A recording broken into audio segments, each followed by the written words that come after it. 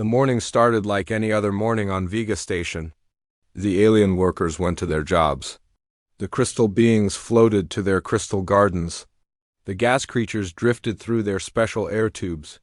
Everything seemed normal, but something was wrong. Commander Zextara looked out the big window of his office. He was tall and blue with 4 arms. His red eyes could see things that human eyes could not see. But today, he saw something that made him feel strange. The human section of the station was empty, not just quiet, empty. 3 days ago, there had been 2,000 humans living and working on Vega Station. They ran the repair shops. They fixed the computers. They cooked food in the restaurants.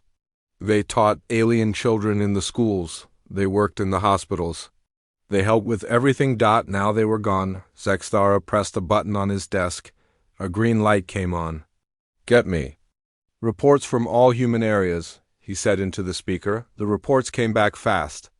The human homes were empty. The human shops were closed tight. The human ships were gone from the docking bays. Even the human pets were gone. It was like humans had never been there at all. But this was not just happening on Vega Station. Reports came in from across the galaxy. Humans were leaving everywhere. From the ice planet of Cryo 7, from the jungle world of New Eden, from the mining stations in the outer ring, from the big cities on the core worlds. All of them gone. Admiral Zextara called an emergency meeting. The big meeting room filled up fast. Leaders from 12 different alien races came. Some walked in on legs, some floated in on anti-gravity belts, some rolled in like big metal balls. "What do we know?" asked Zextara. A small gray alien named Kill stood up. She was from the race that liked to count everything. "The humans left exactly 72 hours ago," she said. "All at the same time, from 847 different worlds." "Did they say why?" asked the tall plant-like being.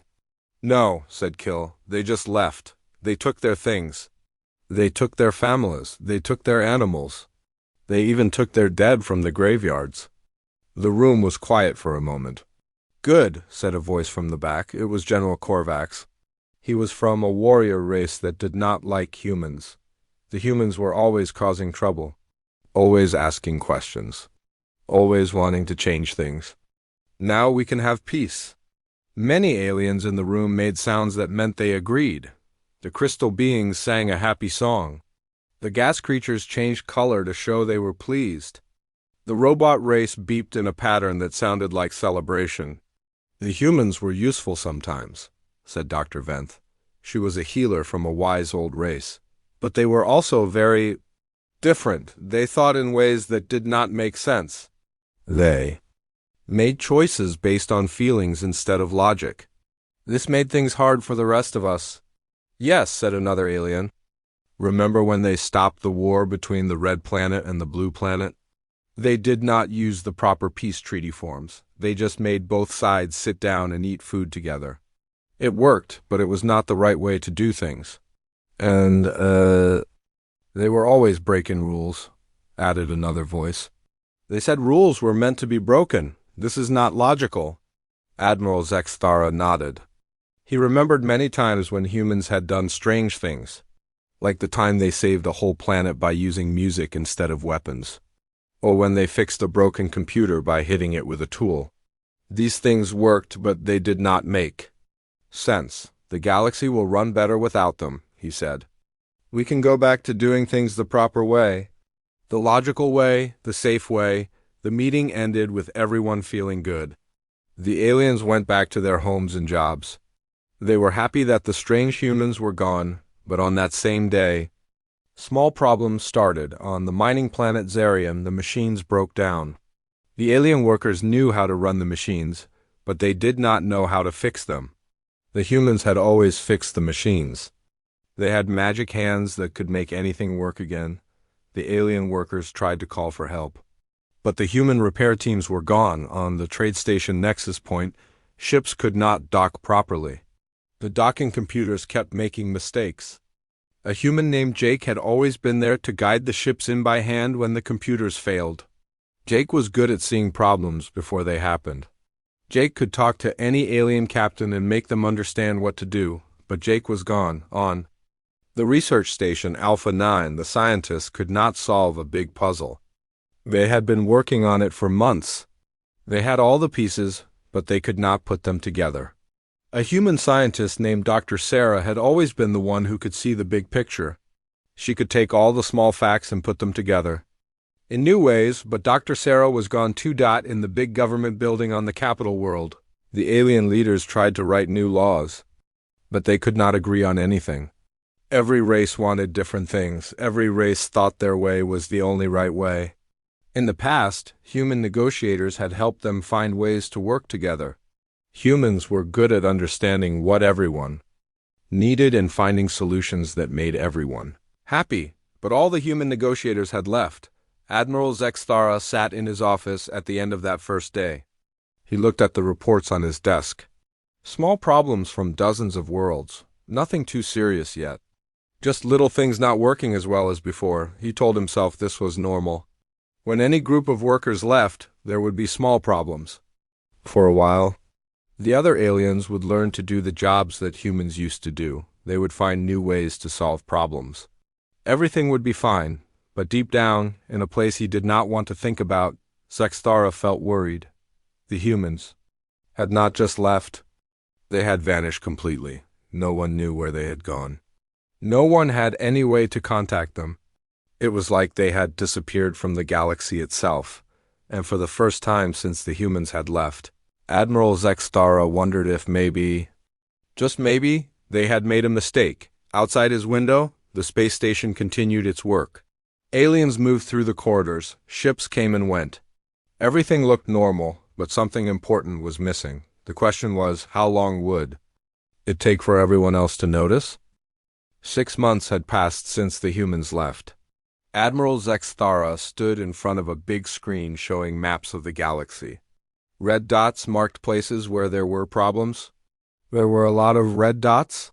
Report, he said to his assistant, a small blue alien named Tix. The trade routes are failing, sir, Tix said. Her voice was worried. The path between the Andorian system and the Vega colonies has broken down completely. Ships are getting lost. Some have not been seen for weeks, Zexthara frowned. But we have navigation computers. We have star maps. How can ships get lost? The computers work fine, Tix explained. But when something goes wrong, when there is a space storm or a broken engine, the alien crews do not know what to do. The humans used to help with these problems. They were good at finding new ways through dangerous space. On the screen, more red dots appeared. Each one meant trouble somewhere in the galaxy. What about the mining operations? Zexthara asked. Production is down 40%, Tix said. The machines work, but they break down more often. When they break, it takes much longer to fix them. The alien workers follow the repair manuals exactly, but sometimes the manuals are wrong. The humans used to know how to fix things even when the manuals did not help. Zexthara walked to the window. In the distance he could see a cargo ship trying to dock. It had been trying for 2 hours. The alien pilot was following all the rules perfectly, but something was not working right.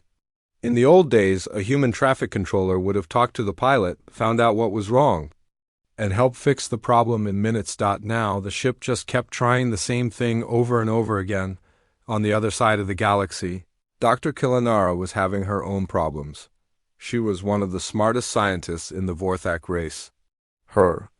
People were known for their perfect logic and clear thinking, but her research had stopped moving forward.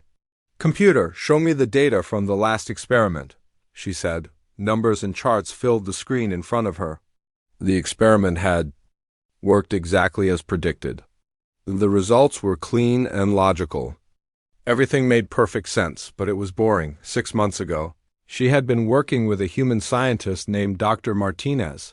He was not as smart as the Vorthak scientists. His logic was not as clear, but he had strange ideas that came from nowhere. What if we try it backwards, he would say. Or what if we use music instead of math? Or what if we ask the computer to be creative? The other Vortex scientists had thought Dr. Martinez was crazy, but his crazy ideas had led to 3 major discoveries in just 1 year.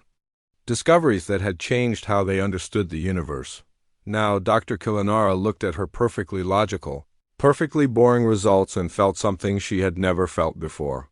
She felt stuck. She had tried everything that made sense. She had followed every logical path, but logic only got her to places that other logical minds had already been. To go somewhere new, somewhere no one had been before, she needed something that did not make sense. She needed a human, but there were no humans left. In the medical centers across the galaxy, alien doctors were facing different problems. The ethereal healers were very good at treating energy-based illnesses.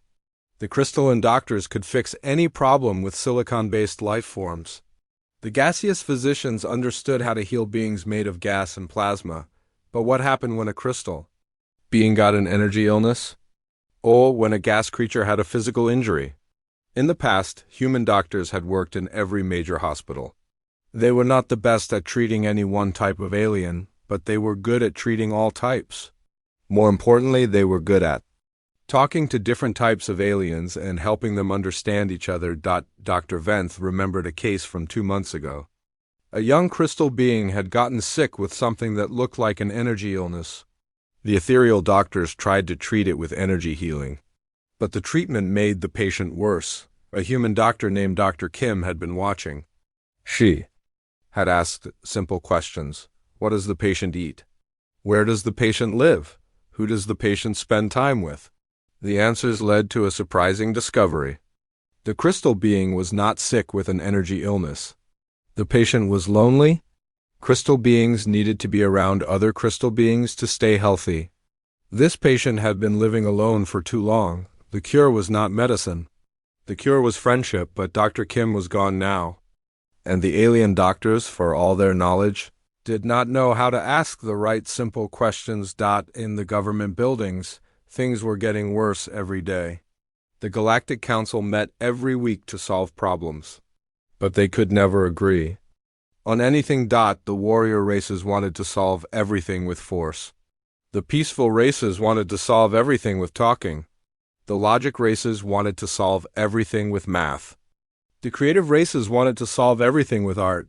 Every race thought their way was the best way.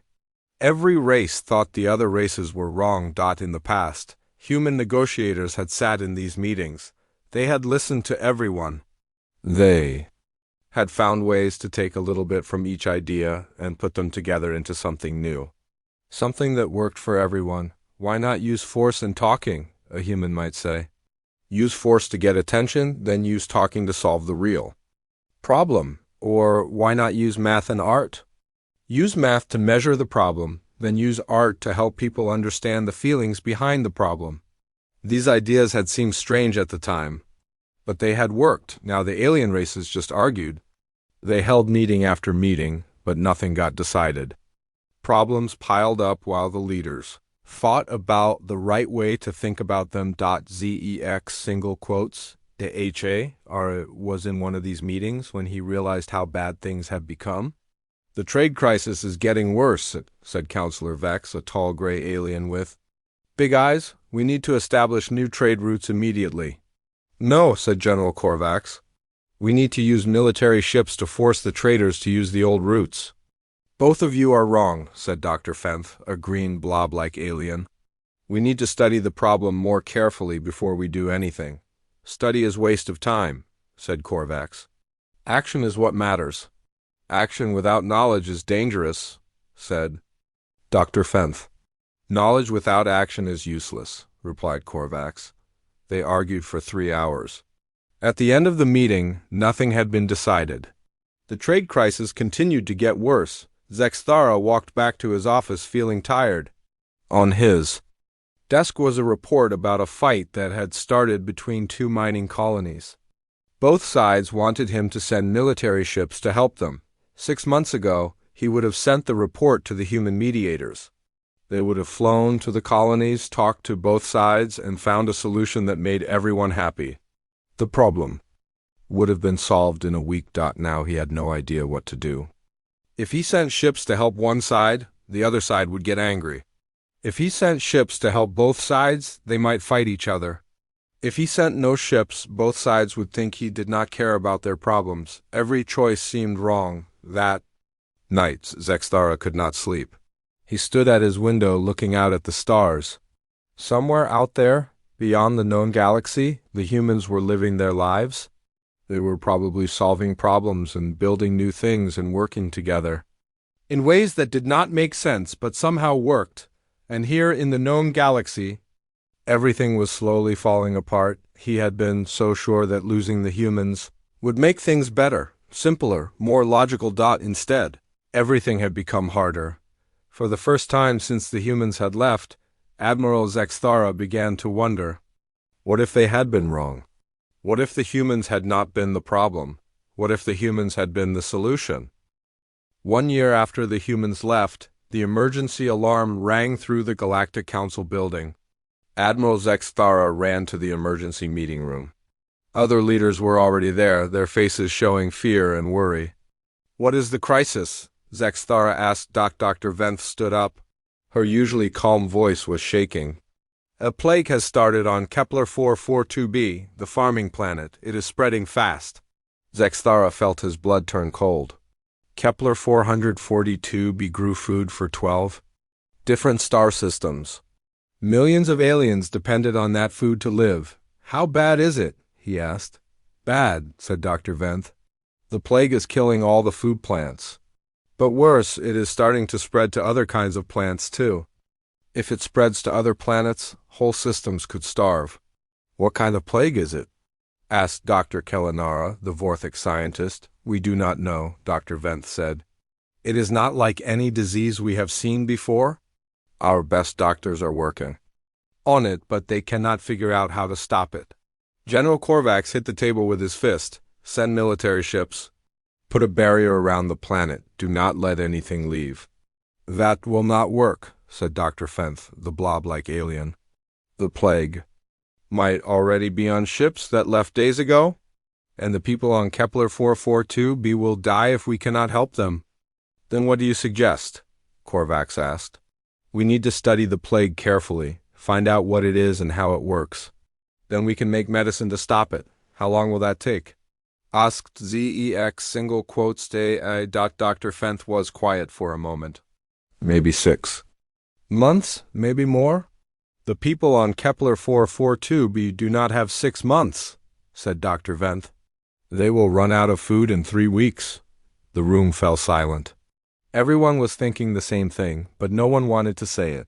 Finally, Dr. Kellanara spoke. In the past, when we had problems like this, the humans would help. They were good at finding fast solutions to new problems. The humans are gone, said Korvax. We have to solve this ourselves. But how? Asked Zexthara. We have the best doctors in the galaxy working on this. If they cannot solve it, who can? Nobody had an answer. While the leaders argued, the plague continued to spread. Reports came in every hour. The food plants were dying faster than anyone had expected. The alien farmers tried everything they could think of, but nothing worked. On the 3rd day of the crisis, something else happened that made everything worse. Far away, in the outer rim of the galaxy, the rebel forces attacked a Krillian Empire base. This should have been easy for the Empire to handle. The Krillians had the best weapons and the biggest ships in the galaxy, but the rebels won. General Korvax received the report in the middle of the emergency meeting about the plague. His face turned dark blue, which meant he was very angry. How is this possible? He demanded. We have 10 times more ships than the rebels. Our weapons are better. Our soldiers are stronger. The report came from Commander Vex, a military officer who had been at the battle. The rebels knew exactly what we were going to do, he said. They were ready for every attack we made. It was like they could read our minds. Zexthara looked at the battle reports. The Krillian forces had done exactly what their training manual said to do. They had followed every rule perfectly. Their attacks had been logical and well-planned, but the rebels had been ready for every logical move. In the past, our human advisors helped us plan battles, said Commander Vex. They suggested tactics that did not make sense. Crazy ideas that confused the enemy. Without them, our plans are too easy to predict. We do not need humans to win battles, Korvac said. But his voice did not sound sure anymore. The next day brought worse news. 3 more rebel attacks had succeeded. The Krillian Empire, which had been the strongest military force in the galaxy for 100 years, was starting to lose a war against a much smaller enemy, and on Kepler 442b, the plague was spreading faster. The alien doctors had tried every medicine they knew. They had used logic to analyze the disease. They had used energy healing and crystal therapy and gas treatments. Nothing worked. Dr. Venth sat in her laboratory looking at samples of the plague under her microscope. She had been studying diseases for 50 years. She knew everything there was to know about how sickness worked, but this plague was different. It seemed to change every time she looked at it. Just when she thought she understood it, it would do something new. She remembered working with human doctors on other diseases. The humans would do strange things. They would talk to the sick plants like they were people. They would try treatments that had no logical reason to work. They would mix medicines in ways that made no sense. And sometimes these crazy ideas worked. Dr. Venth had always thought this was just luck. But now she wondered if maybe the humans saw something that logical minds could not see. She tried to think like a human. What would a human doctor do with this plague? But she did not know how to think like a human. Her mind was trained to be logical and careful. She could not make it be wild and creative like human minds were. By the end of the second week, the crisis had spread beyond just the plague and the war. Trade routes that had been failing for months finally broke down completely. Communication systems that had been glitchy started failing altogether. Scientific research projects that had been moving slowly ground to a complete stop. It was like the whole galaxy was falling apart at the same time. Zexthara called another emergency meeting. This time, leaders came from all across the galaxy. Some came in person, others appeared as holograms because travel was becoming too dangerous.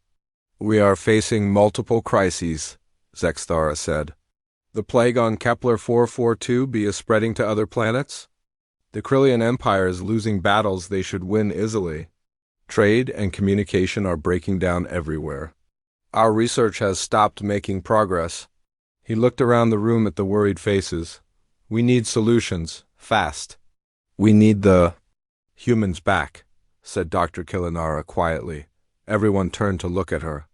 She was usually the most logical alien in any room. If she was saying they needed humans, things must be very bad. The humans are gone, said General Korvax. We do not even know where they went. Then we need to find them, said Dr. Venth. Before it is too late. Too late for what? Asked Korvax. Doctor. Venth looked at the reports on her tablet. Reports of planets running out of food. Reports of wars starting everywhere. Reports of diseases spreading. Reports of systems failing. Too late for all of us, she said. That night, Admiral Zexthara sat alone in his office. Outside his window, he could see ships trying to dock at the space station. Many of them were having trouble, without human traffic controllers to help. Simple problems became big disasters. He thought about all the times he had complained about humans. They were too emotional. They did not follow rules. They asked too many questions. They wanted to change things that worked fine the way. They were but now he realized something. The things that had annoyed him about humans were the same things that had made them useful. They did not follow rules because they could see when the rules did not work. They asked questions because they wanted to understand problems better. They wanted to change things because they could see ways to make them better. The galaxy had not gotten rid of troublemakers when the humans left. The galaxy had gotten rid of problem solvers. And now, with problems everywhere and no humans left. To solve them, Admiral Zexthara finally understood what they had lost. The question was it too late to get it back? 18 months after the humans left, the Galactic Federation was dying. Admiral Zexthara stood in what used to be the main control room of Vega Station. Half of the screens were broken. The other half showed nothing but bad news. Red warning. Lights flashed everywhere. "Sir," said his assistant Tix, "we have lost contact with 17 more systems." Zexthara was not surprised. Every day, more star systems stopped talking to the Federation. Some had been destroyed by wars. Some had been cut off when their communication systems failed. Others had just decided to stop trying to be part of a galaxy that no longer worked. "What about the food situation?" he asked. Tix looked at her tablet. Her hands were shaking. "Very bad, sir. The plague from Kepler 442b has spread to 43 farming worlds. Food production is down 80% across the galaxy. Many planets are already starving." Through the broken windows, Zexthara could see refugee ships trying to dock. They came from planets where the food had run out or the wars had started. But Vega Station could not help them. The station was running out of food too. "And the research project to stop the plague?"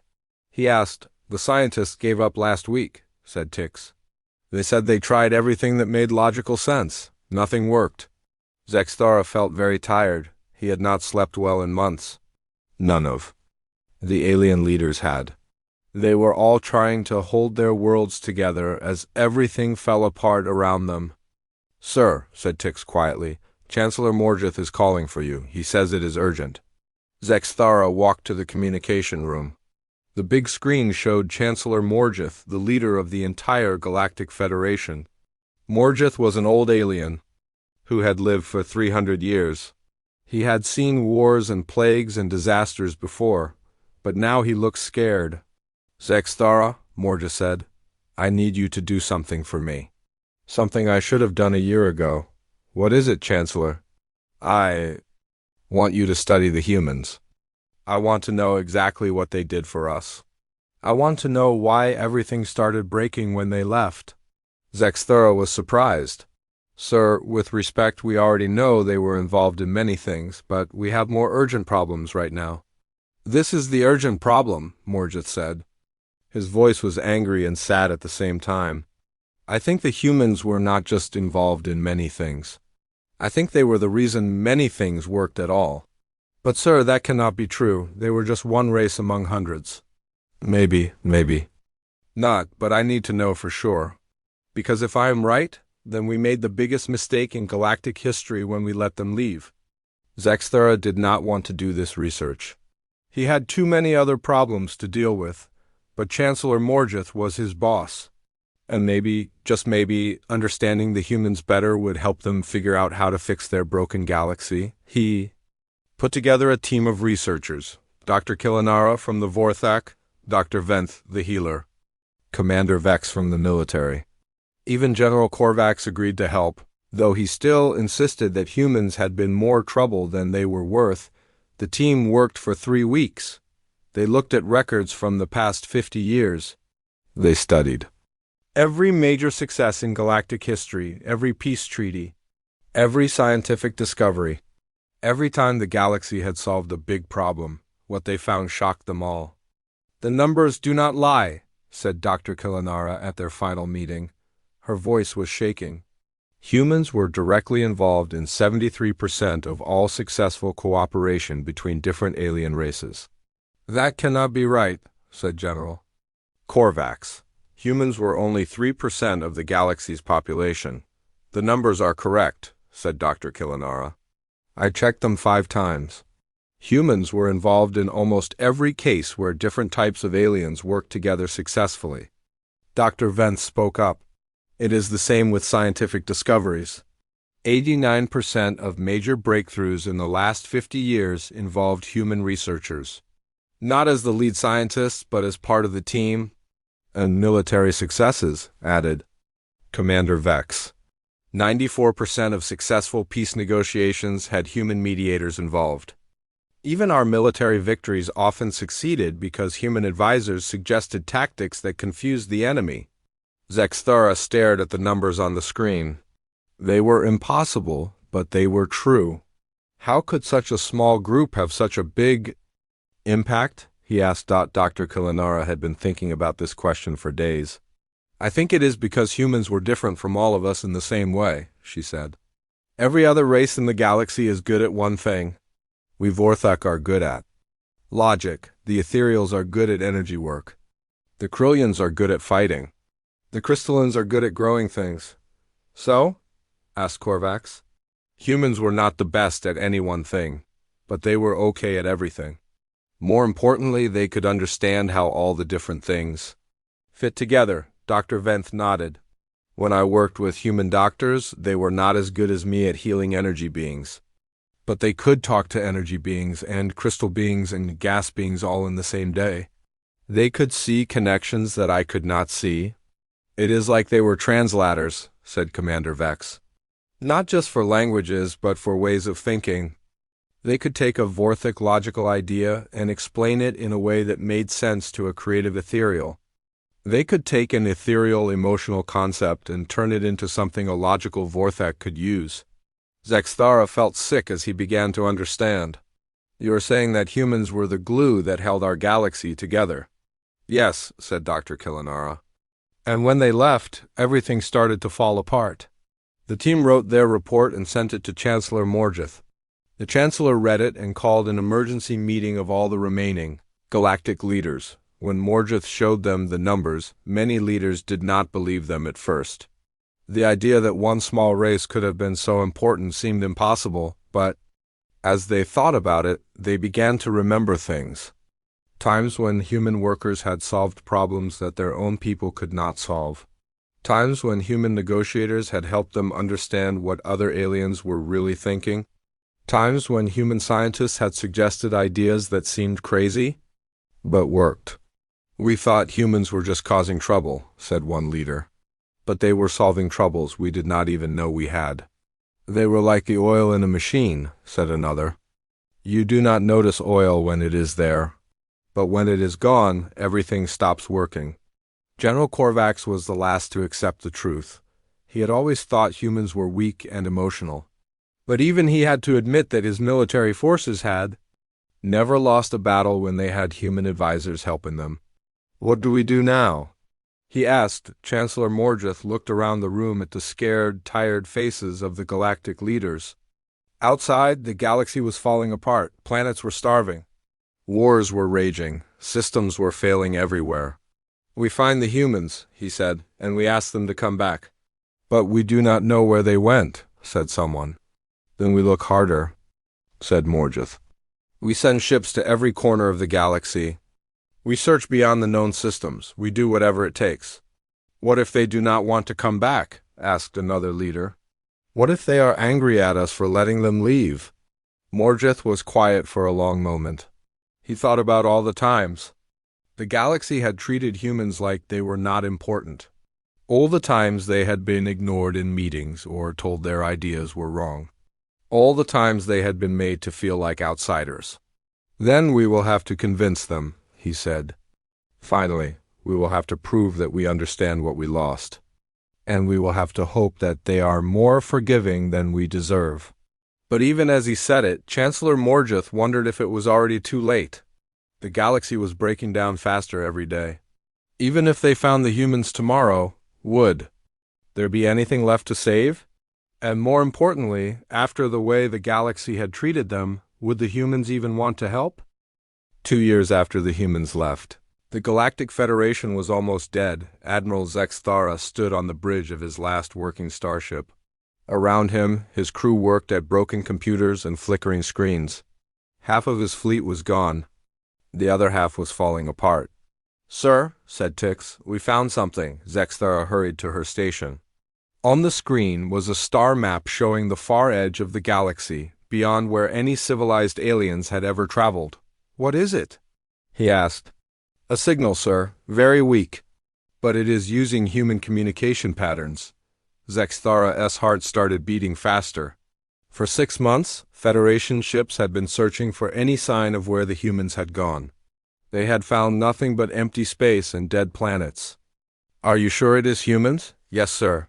The signal is coming from a system about 200 light-years past the outer rim, a place we have never explored before. Zexthara made a decision that would change everything. Set course for that system. Maximum speed? Sir, that will use all our remaining fuel. If we are wrong about this, we will not have enough power to get back. Zexthara looked around at his broken ship and his tired crew. Then he thought about the reports coming in from across the galaxy. 3 more systems had gone dark this week. The plague was still spreading. Wars were starting on planets that had been peaceful for centuries. If we are wrong about this, there will be nothing left to come back to anyway, he said. The journey took 5 days. As they traveled, more bad news came in over the radio. The Krillian Empire had surrendered to the rebels. The Vorthak homeworld was evacuating because their food supplies had run out. Even the mighty ethereal cities were going dark as their energy systems failed. On the 5th day, they reached the unknown system. What they saw there made everyone on the bridge stop and stare. It was beautiful green planets covered with cities and farms. Space stations that looked like works of art, ships moving in perfect formation through space. Everything was clean and bright and working perfectly. And it was all human. Sir, whispered Tix, there are millions of them. Maybe billions.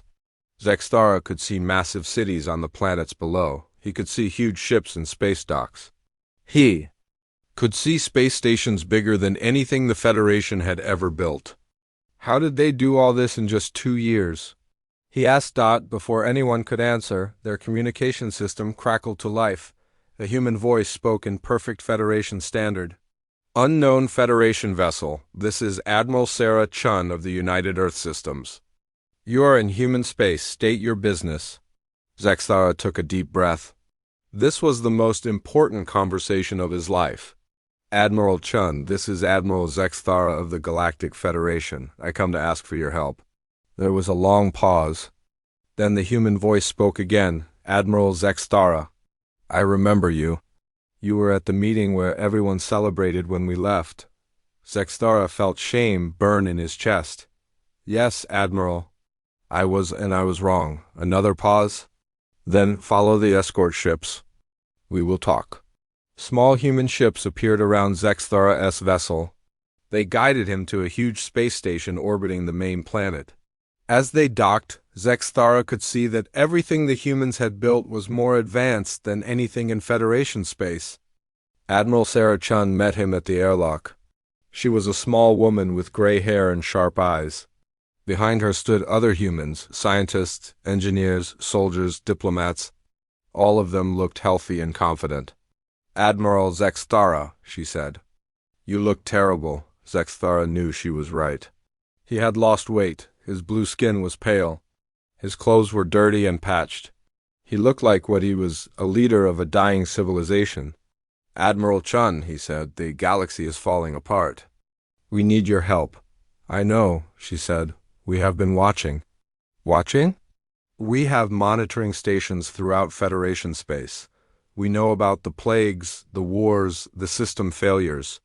We know about the starvation and the refugees and the collapsed governments. Zexthara felt angry. You knew we were suffering and you did nothing? Admiral Chun's eyes got hard. We did exactly what you wanted us to do, Admiral. We left you alone. But people are dying. People were dying before we left too. The difference is that now you cannot blame us for your problems. Zexthara wanted to argue, but he knew she was right. For years, whenever something went wrong in the galaxy, the aliens had blamed the humans for making things complicated. Now that the humans were gone, the aliens had no one to blame but themselves. Please, he said. Whatever anger you have toward us, do not let innocent people suffer for our mistakes. Admiral Chun studied his face for a long moment, then she nodded. Come with me, she said. She led him through the space station. Everywhere Zexthara looked, he saw amazing things. Gardens that grew food in zero gravity. Computers that seemed to think for themselves. Art that moved and changed as you watched it, but most importantly, he saw humans and aliens working together. Not just a few aliens, thousands of them. Refugees who had fled the collapsing Federation and found new homes in human space. How many? He asked. 50 million so far, said Admiral Chun. We have been taking in everyone who asks for help. The ones who want to work with us instead of against us. They reached a conference room where other human leaders were waiting. Zexthara recognized some of them from the old days in Federation space, but they looked different now. More confident, more at peace. Admiral Zexthara, said Admiral Chun as they sat down, you said you need our help. But first I want to know, do you understand what went wrong? Zexthara had prepared for this question during the long journey. We thought you were the problem. But you were actually the solution. You were the ones who helped different races work together. Without you, we could not cooperate anymore. Good, what else? You are the ones who found new ways to solve old problems. Without you, we got stuck doing the same things over and over, even when they did not work. And, Zexthara thought harder, you were the ones who could see the big picture. Each of our races was good at one thing, but you could see how all the different things fit together. Admiral Chun nodded. That is part of it. But there is something more important that you are missing. What? We cared about everyone, not just our own kind. When we saw other races having problems, we wanted to help them. Not because we got paid for it, not because it benefited humans, but because we thought it was the right thing to do?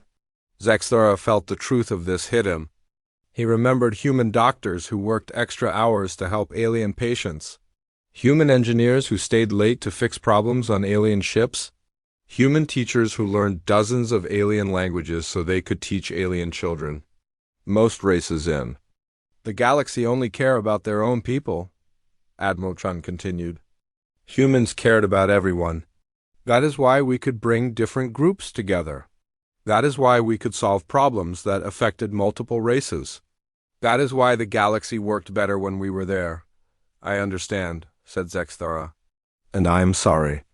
We were wrong to let you go. We were wrong to treat you like you did not matter. Please, will you help us save what is left? Admiral Chun looked around the table at the other human leaders. They nodded to each other, having a silent conversation. Finally, she spoke. The Galactic Federation has 36 hours to formally recognize humanity as a founding species with full voting rights, territorial sovereignty over all the systems we now control, and reparations for the assets we lost when we left. Zexthara's mouth fell open. You want us to make you equal partners in running the galaxy? Not equal partners, Admiral. Senior partners. We have proven that we can build a better civilization than what you had. If you want our help, you will do it our way. But that would mean humans would have more power than any other race. Yes, it would. And given how badly you manage things without us, I think that is exactly what the galaxy needs. Zexthara wanted to argue. Every instinct told him that this was wrong, that no single race should have so much power. But then he thought about the reports from home, the starving planets, the endless wars, the systems going dark one by one. The Federation was not just failing, it was dying. If I agreed to this, he said, will you really help us? Will you save the planets that are starving? Will you stop the wars? Will you fix what we broke? Yes, said Admiral Chun. But understand, Admiral, this is not a negotiation. This is not a request. This is the price of your civilization's survival. Take it or leave it. Zexthara closed his eyes and thought about everything that had led to this moment. The pride. That had made them think they were better off without humans. The stubbornness that had kept them from admitting their mistake. The fear that had stopped them from asking for help until it was almost too late. When he opened his eyes, his decision was made. I accept your terms, he said. Admiral Chun smiled for the first time since he had arrived. Good. Chancellor Morgeth is waiting for your call. You have 35 hours and 47 minutes left. As Zexthara prepared to make the most important communication of his life, he realized something that should have been obvious from the beginning. The humans had not needed them. The humans had been fine on their own, but the galaxy had needed the humans more than anyone had ever imagined. And sometimes, the most powerful thing you could do was not to fight or conquer or destroy. Sometimes, the most powerful thing you could do was simply to walk.